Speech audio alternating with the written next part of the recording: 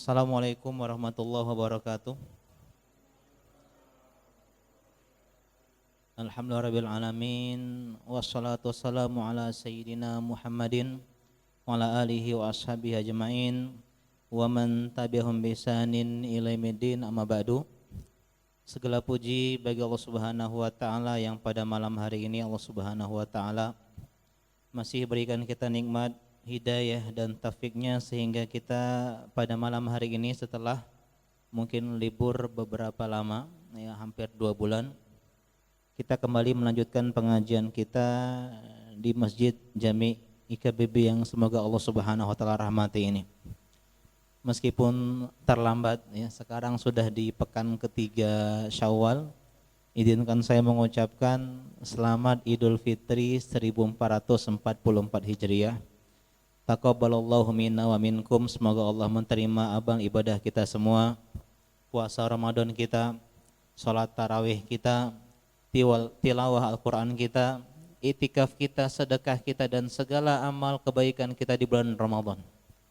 Karena di antara kebiasaan ulama-ulama yang terdahulu dikisahkan dalam Lataiful Ma'arif, kana salaf yad'una Allah sittata ashhur an yuqballighum Ramadan. Dahulu ulama-ulama salaf berdoa kepada Allah 6 bulan sebelum Ramadan agar berjumpa dengan bulan Ramadan. Wa yad'una Allah sittata ashhur an yataqabbala minhum, dan 6 bulan pasca Ramadan mereka berdoa agar Allah Subhanahu wa taala menerima amal ibadah mereka semua. Dan saya juga ucapkan minal aidin wal faizin. Artinya apa? Mohon maaf. Bukan ya. Minal aidin wal faizin artinya semoga kita orang-orang yang kembali kepada Allah Subhanahu wa taala, dan faizin dan orang-orang yang menang, orang-orang yang sukses, yang berhasil di bulan Ramadan. Kullu amin wa antum bi khairin. Semoga kita sepanjang tahun dalam kebaikan. Dan juga kita ucapkan mohon maaf lahir batin, semoga Allah Subhanahu wa taala ya memberikan anugerah taufik dan hidayahnya kepada kita semua untuk terus menuntut ilmu agama. Dan saya sekali lagi mengucapkan terima kasih banyak kepada DKM Masjid yang telah menjadi mafatihul khair, kunci-kunci kebaikan. Ya, sebagaimana kata Nabi sallallahu alaihi wasallam, tuba liman ja'alallahu mafatihal khair biyadihi. Beruntunglah orang-orang yang Allah jadikan kunci-kunci kebaikan. Melalui sebab mereka lah tercipta kebaikan-kebaikan.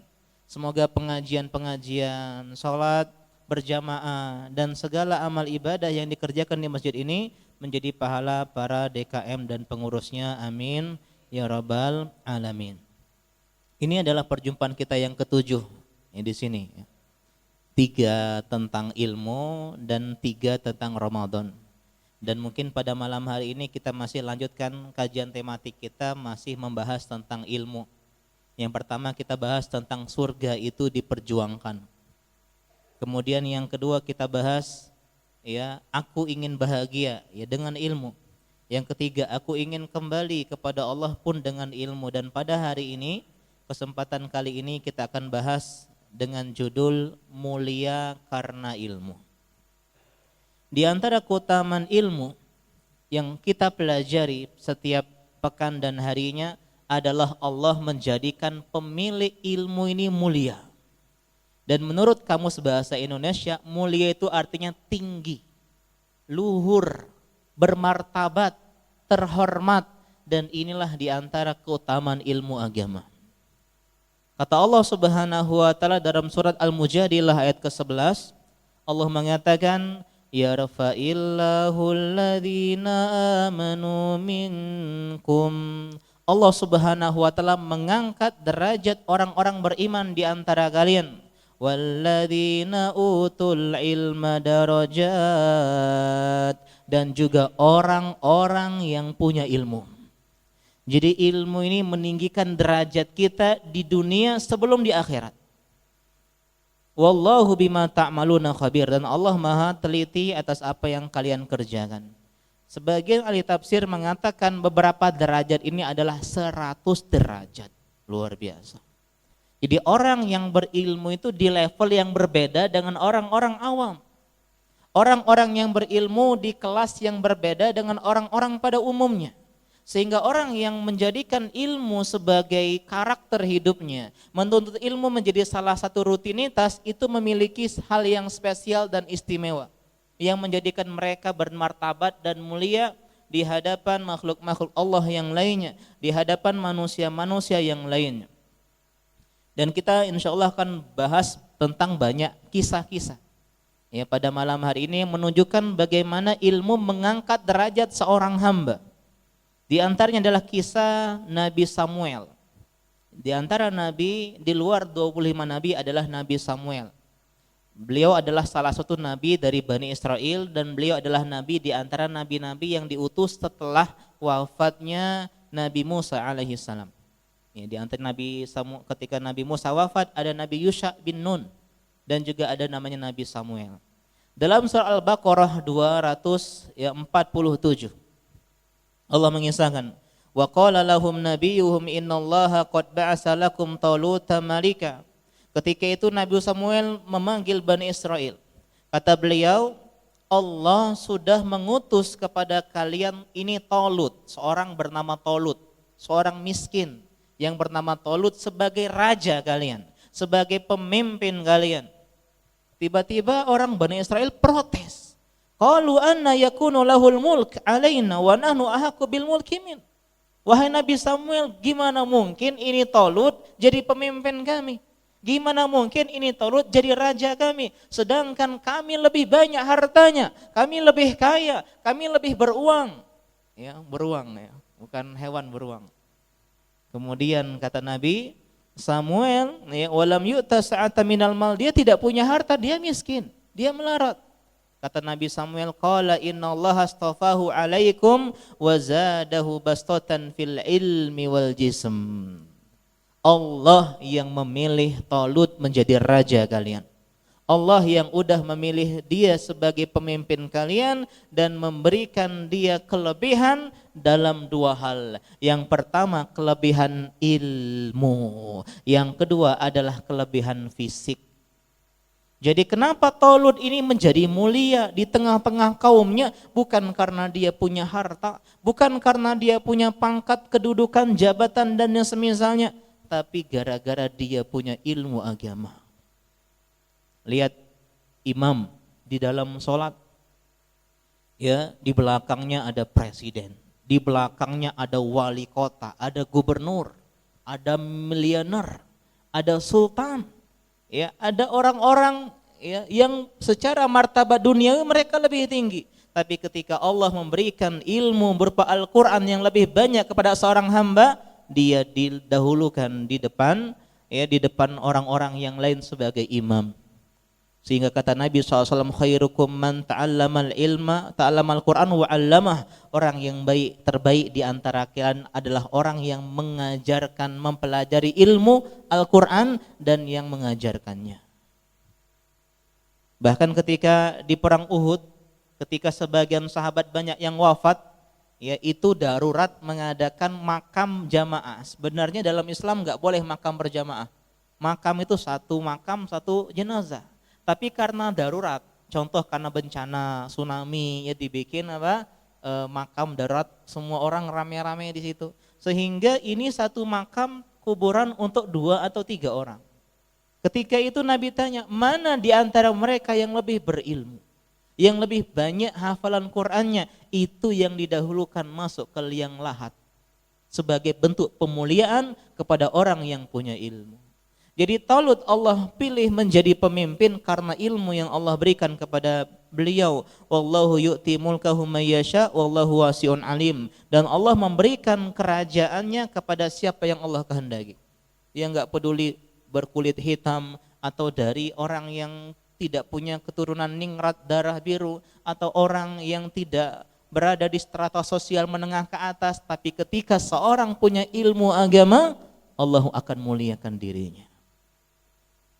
Kemudian juga kisah Nabi Yusuf alaihi salam.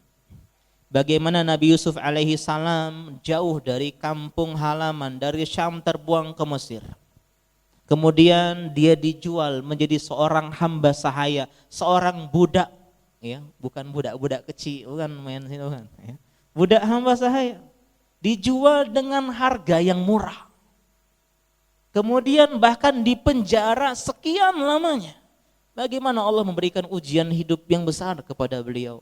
Akan tetapi ketika beliau bebas dari penjara dan menakwilkan mimpi sang raja, beliau mengatakan dalam surat Yusuf ayat ke-55, qala ja'alni ala khadainil ard.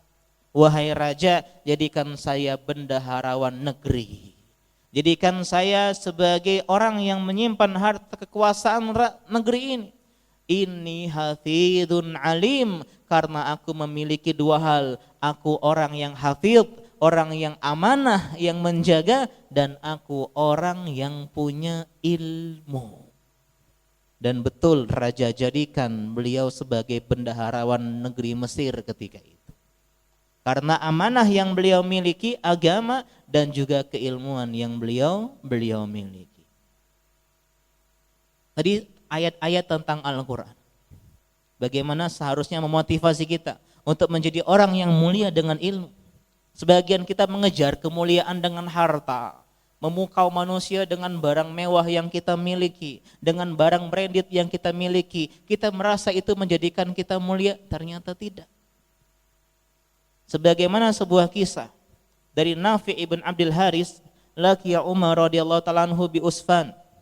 Jadi Nafi ibn Abdul Haris berjumpa dengan Umar bin Khattab yang ketika itu sebagai seorang khalifah di sebuah daerah bernama Usfan. Wa kana Umar yasta'miluhu ala Makkah. Ketika itu Nafi ini ditugaskan Umar menjadi pemimpin Mekah, gubernurnya Mekah. Kemudian Umar bertanya, wa qala man ista'malta ala ahli al-wadi? Wahai Nafi, siapa yang kau tugaskan jadi wali kota memimpin rakyat Al-Wadi? Faqala Ibnu Abza, yang saya pilih adalah Ibnu Abza. Ya, dan nama ini sedikit asing di telinga Umar bin Khattab. Qala wa man Ibnu Abza? Siapa itu Ibnu Abza? Ya, kenapa tidak engkau sebutkan nama-nama yang terkenal, nama-nama yang public figure, nama-nama orang yang mungkin centang biru di Instagramnya, ya. Kemudian kata beliau, qala maulan min mawalina. Dia adalah bekas budak, mantan hamba sahaya. Kemudian tambah kagum lagi Umar, ya. Faqala fastakhlafta alaihi maula. Nafi, engkau jadikan wali kota mantan budak, bekas hamba sahaya. Faqala innahu qari'un li kitabillahi azza wa jal wa innahu alimun bil faraid. Wahai Umar, beliau adalah orang yang ahli Al-Quran dan orang yang punya ilmu tentang faraid, tentang ilmu waris. Jadi beliau punya kelebihan ilmu agama yang tidak dimiliki oleh orang-orang yang lain. Qala Umar, amma inna nabiyakum sallallahu alaihi wasallam qad qala innallaha yarfa'u bihadzal kitabi aqwaman wa yada'u bihil akhirin. Betullah sabda Nabi sallallahu alaihi wasallam, kata beliau, sesungguhnya Allah dengan Al-Qur'an meninggikan derajat suatu kaum, dan dengan itu pula Allah menghinakan, merendahkan suatu kaum yang lain dengan ilmu agama. Jadi lihat orang-orang meskipun profesor, doktor, kalau dia tidak punya ilmu agama, dia adalah orang yang dihinakan oleh Allah Subhanahu wa taala, bahkan Allah benci. Innallaha yubghid, kata Nabi SAW, Allah itu benci kulla alimin bid dunya wa jahilin bil akhirah. Orang yang pinter urusan dunia, profesor dalam urusan dunia, doktor, PhD, punya jabatan yang tinggi dalam urusan dunia, tapi dia nol kecil dalam urusan akhirat. Udah sekian puluh tahun gak tahu apa rukun wudhu. Udah berpuluh-puluh tahun, udah PhD, udah keluar negeri dia sekolahnya, tapi gak tahu apa syarat sah sholat. Ini diantara orang yang Allah benci, wal'iyazubillah, dan semoga kita semua bukan termasuk orang-orang yang demikian. Bahkan lihat malaikat yang suci, malaikat yang tidak berdosa, yang selalu taat kepada Allah Subhanahu wa taala, disuruh sujud kepada Nabi Adam. Kenapa? Karena Nabi Adam memiliki ilmu yang tidak malaikat miliki. Jadi ketika malaikat ditanya, wahai malaikat, sebutkan ini nama-nama benda-benda ini. Kemudian malaikat mengatakan subhana, kalau subhana, ya subhanaka ma ilma lana illa ma 'allamtana. Kami tidak punya ilmu kecuali yang Engkau ajarkan kepada kami. Kami enggak tahu. Ya, Maha Suci Engkau ya Allah. Ya, kami tidak punya ilmu ya kecuali apa yang Kau ajarkan. Sedangkan Nabi Adam ketika ditanya, karena Allah udah ajarkan Nabi Adam, dia tahu ini namanya pot bunga ya, masih pot pertumbuhan ya. Ini namanya meja, namanya kursi, masjid, dinding, ya kamera dan seterusnya. Punya ilmu yang seperti ini, Allah menjadikan Nabi Adam mulia. Sehingga malaikat disuruh sujud kepada Nabi Adam sebagai penghormatan atas keilmuan yang Allah berikan kepada Nabi Adam. Dan kita tidak bicara tentang kemuliaan di dunia sebenarnya, tapi tidak ada masalah kita ceritakan sedikit kisah. Bagaimana para ulama-ulama terdahulu yang fisiknya cacat, yang mereka punya aib. Disebutkan nama-nama ulama-ulama besar yang punya cacat dan keterbatasan fisik di masa kecilnya, sehingga dia dibullying, ya dia di hate comment ya oleh teman-temannya, sampai mereka pengen berhenti ya dari sekolah. Umi, adek nggak mau lagi belajar. Kenapa? Adek selalu dibully teman-teman adek karena fisiknya yang terbatas. Kemudian kata ibunya, wahai adek, tetaplah kau belajar ilmu agama, tetaplah kau menuntut ilmu agama, Allah pasti akan memuliakanmu. Dan nasihat itu dipegang erat-erat oleh anak tersebut. Dia terus belajar, semangat untuk ilmu agama sehingga menjadi seorang alim, bahkan seorang qadhi, seorang hakim. Meskipun fisiknya terbatas, orang yang berada di depannya gemetaran saking wibawanya tuh ulama. Luar biasa. Bahkan dikisahkan seorang ulama bernama Abu Yusuf kunyahnya. Beliau ini murid seniornya Abu Hanifah rahimahullahu ta'ala. Sering hadir pengajian Abu Hanifah. Dan orangnya pintar, orangnya semangat dan punya bakat untuk menjadi ahli ilmu. Ketika itu Abu Hanifah ngelihat, di mana si fulan? Kenapa dia enggak datang pengajian? Ya, kenapa dia tidak hadir pengajian? Ya, kemudian dikatakan, oh dia udah nggak kajian lagi, wahai Abu Hanifah. Dia bantu ibunya berjualan, kerja nyari uang, karena hidup ini butuh uang. Akhirnya Abu Hanifah datang kepada ibunya, Bu, mohon maaf saya izin banget, biarkan ini Abu Yusuf belajar sama saya.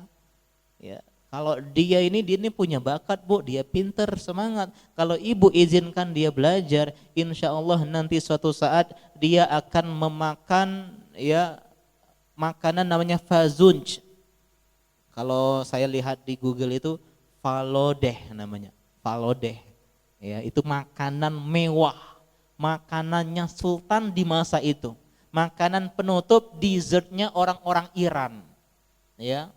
Yang ada gambarnya itu makanan yang mewah, yang enggak mungkin seperti Abu Yusuf, orang yang miskin, orang yang dari ekonominya ke bawah, bisa makanan kelas yang hanya dinikmati oleh para raja. Ini enggak mungkin secara logika, secara akal. Tapi ketika itu Abu Yusuf betul-betul belajar sama Abu Hanifah, dikisahkan 17 sampai 18 tahun.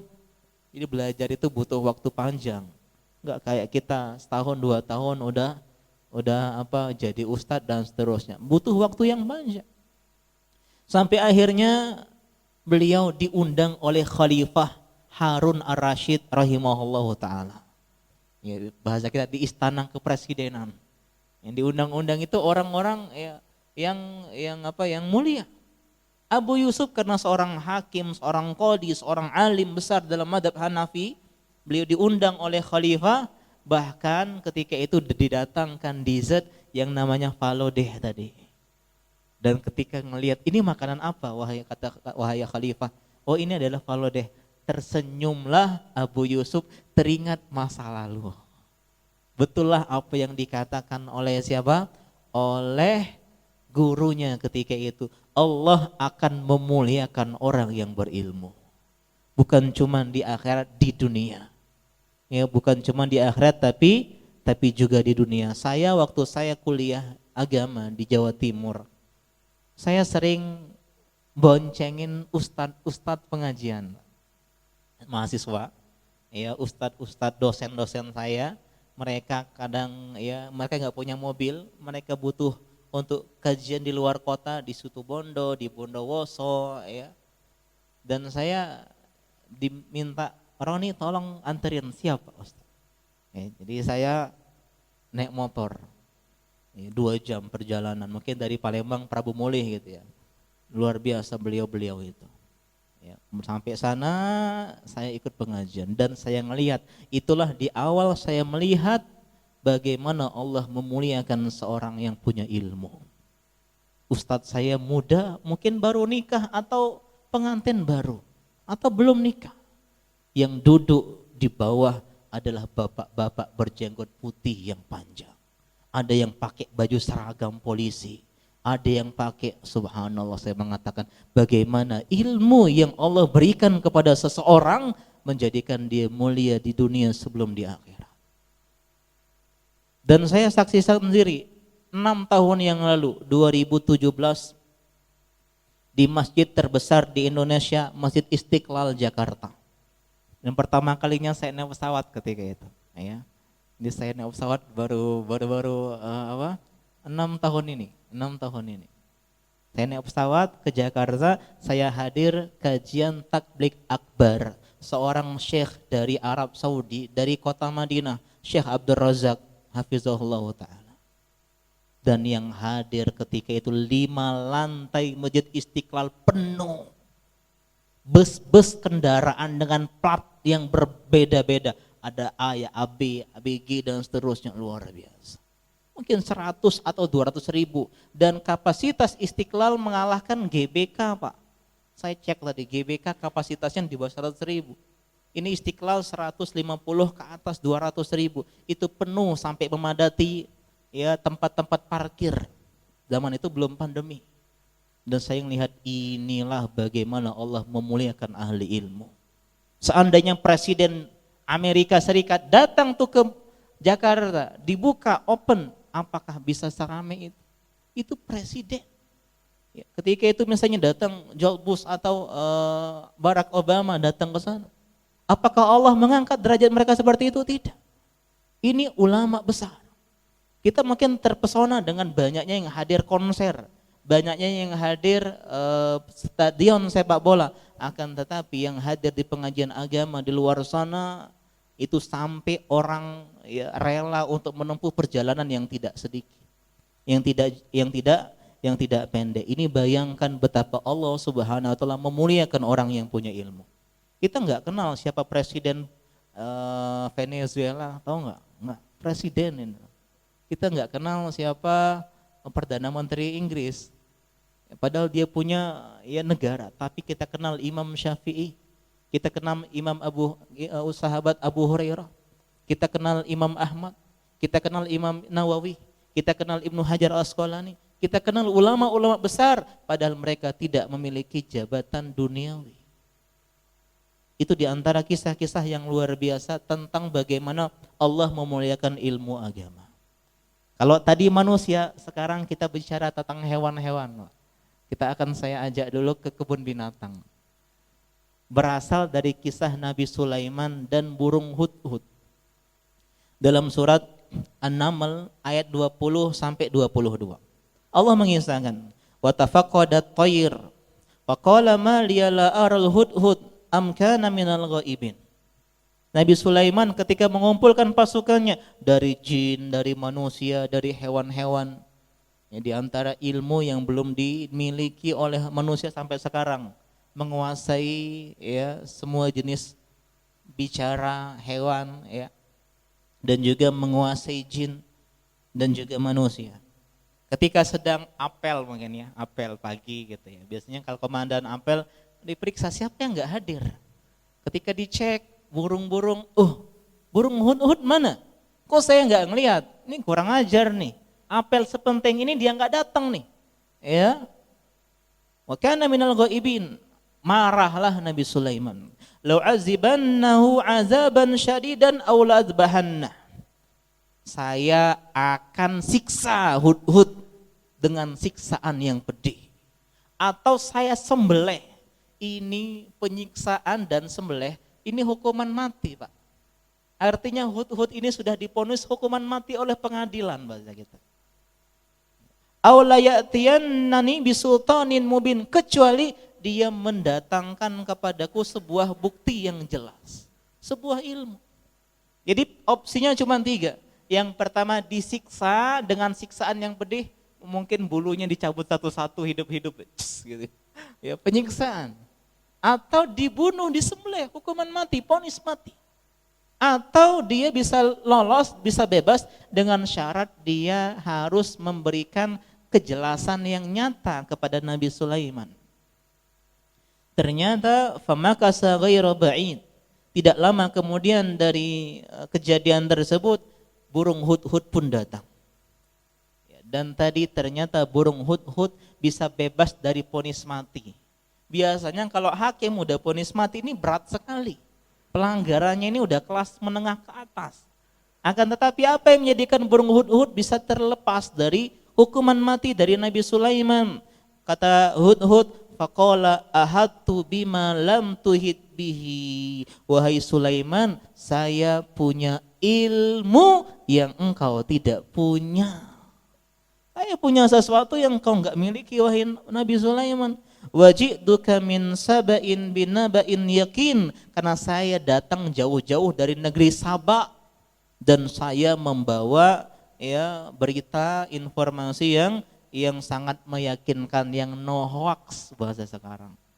Akhirnya dikisahkan ada seorang wanita, Ratu Balkis, yang punya singgasana besar, punya kerajaan luar biasa, dan dia juga menyembah matahari, menyembah selain Allah Subhanahu wa ta'ala. Karena burung hudhud punya ilmu sedikit yang tidak dimiliki Nabi Sulaiman, burung hudhud bebas dari penyiksaan yang pedih dan vonis mati disembelih tadi. Luar biasa. Jadi Nabi Hudhud ini dimuliakan oleh Nabi Sulaiman gara-gara ilmu yang dia miliki. Ini kita belajar dari burung hudhud.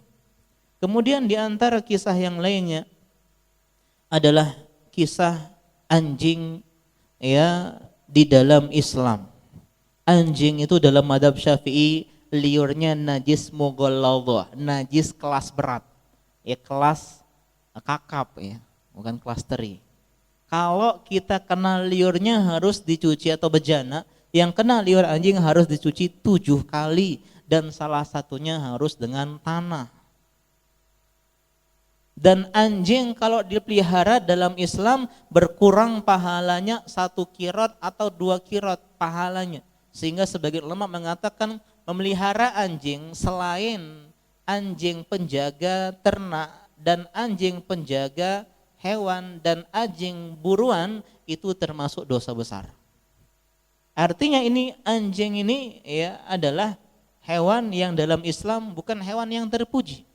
Akan tetapi ketika anjing ini punya ilmu, lihat kata Allah Subhanahu wa taala dalam surah Al-Maidah ayat keempat, yas'alunaka madza uhilla lahum. Mereka bertanya kepada Muhammad tentang apa yang dihalalkan bagi mereka. Apa yang boleh dimakan, dikonsumsi oleh mereka. Qul uhilla lakumut thayyibat.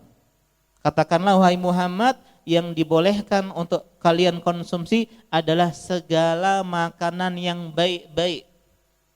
Kemudian kata Allah, wa ma'allamtum minal jawarihi mukallibin tu'allimuhunna mimma 'allamakumullah. Dan hewan buruan, mangsa yang telah diburu oleh anjing yang kalian didik dengan ilmu. Ketika seekor anjing dididik dengan ilmu, sebagai seekor hewan buruan yang ketika disuruh pergi, berhenti. Ya, makan, stop, berdiri, duduk, salto gitu ya. Kalau diri salto, artinya anjing ini punya ilmu, maka menjadi halal. Apa yang dimangsa atau diburu oleh anjing buruan yang kita udah didik dengan ilmu yang Allah ajarkan kepada kalian, maka buruannya menjadi halal, berbeda dengan anjing yang tidak punya ilmu. Jadi lihat bagaimana Allah Subhanahu wa taala memuliakan orang-orang yang punya ilmu, bahkan binatang dan hewan yang punya ilmu. Kemudian bahkan bukan hanya dengan ilmu itu sendiri, Pak, tapi bergaul dengan orang-orang yang ilmu pun mendatangkan kemuliaan. Orang yang bergaul dengan orang-orang yang berilmu akan mendatangkan kemuliaan, pun mendapatkan kisah dari seekor anjing yang haram dimakan ini. Ya, kalau di Jawa ada namanya guguk rica-rica katanya. Ya, di sini insya Allah nggak ada, Pak, ya. Jangan makan kalau guguk rica-rica, jangan. Ya. Seekor anjing, betapa banyak anjing di dunia, tapi yang Allah abadikan dalam Al-Quran ada satu. Wasaminuhum kalbuhum, yang ke-8 adalah anjing mereka. Siapa mereka? Ashabul Kahfi, anak-anak orang-orang kaya, anak-anak para pemuda, para anak-anak dari pejabat ketika itu. Jadi biasanya anak-anak muda ini punya power untuk menerima hidayah dan mendakwahkan hidayah yang mereka terima. Di antara kisahnya ada Ashabul Kahfi. Ashabul Kahfi tinggal di negeri yang kufur. Sang raja menyuruh rakyatnya, masyarakatnya untuk menyembah selain Allah Subhanahu wa taala. Tapi ya, menteri-menterinya punya anak. Ya, gubernur wali kotanya punya anak. Orang-orang kaya mereka punya anak, yang entah kenapa mereka bertujuh ini Allah kumpulkan. Ya, jadi bikin circle bertujuh. Ya, bertujuh orang Allah kumpulkan sama anjingnya 8. Ya, kumpulkan di sana untuk beriman kepada Allah. Jadi mereka punya fitrah. Ini kok bisa nyembah patung, kok nyembah berhala. Dan ketika itu raja ketika tahu nih pemuda 7 ini enggak mau beriman sama raja, enggak mau nyembah berhalanya sang raja, raja marah, langsung didatangkan, bikin surat panggilan. Datang 7 tuh di sidang. Jadi kamu ini nyembah apa? Dan berdialog, berdiskusi. Dan raja ngelihat mereka ini anak-anak pemuda yang punya masa depan yang cerah. Ya, anak-anak pejabat, anak-anak kaum orang-orang kaya. Akhirnya ya sudah, ya, saya kasih kesempatan kalian untuk berpikir. Tapi tolong tinggalkan kemewahan yang kalian miliki. Ya, jadi bapak-bapaknya, ibu-ibunya juga ngebela raja. Jadi mobilnya ditarik, kreditnya diambil, ya. Kemudian koleksi-koleksi mewahnya, ya, tabungannya, akhirnya dia menjadi orang yang miskin. Berharap dengan kemiskinan tersebut mereka tidak tahan dan kembali kepada agama mereka sebelumnya.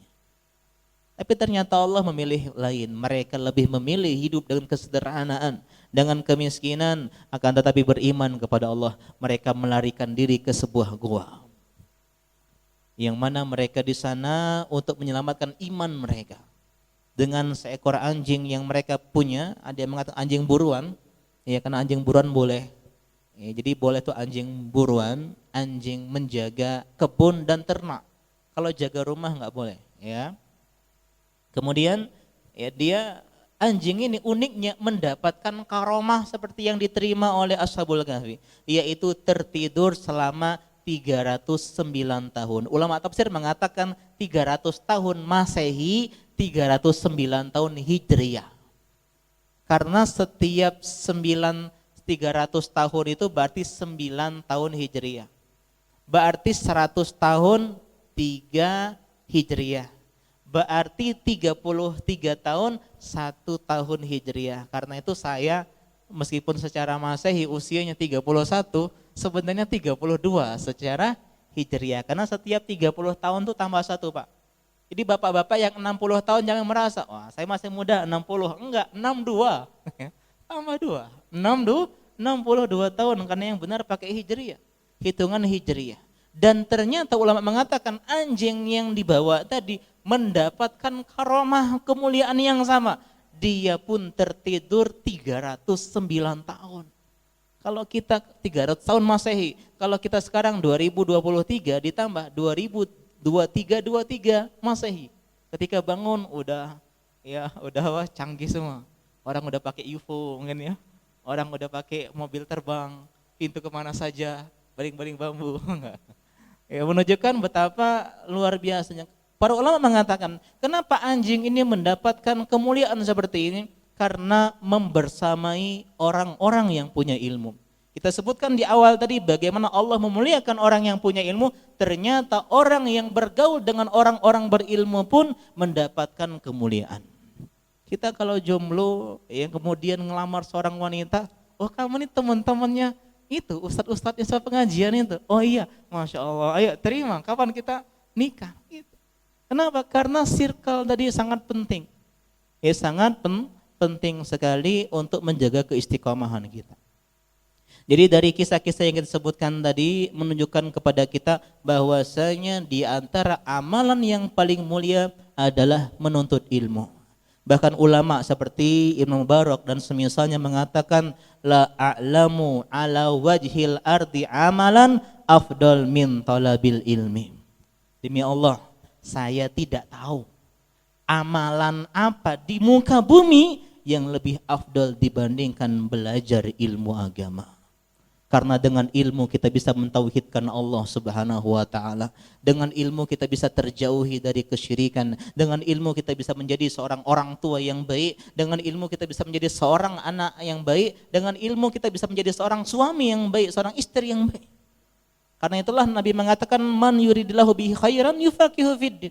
Orang ketika Allah inginkan kebaikan pada dirinya, bukan Allah tambahkan harta, bukan Allah tambahkan kekuasaan, tapi Allah berikan dia hidayah sehingga dia menjadi orang yang faqih, orang yang punya ilmu, mengamalkan ilmu yang dia miliki.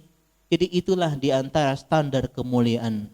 Standar kemuliaan adalah ilmu yang kita miliki, yang kita amalkan menjadi sebuah ketakwaan kepada Allah Subhanahu wa taala. Karena itulah ketika Nabi SAW ditanya, orang yang paling mulia siapa?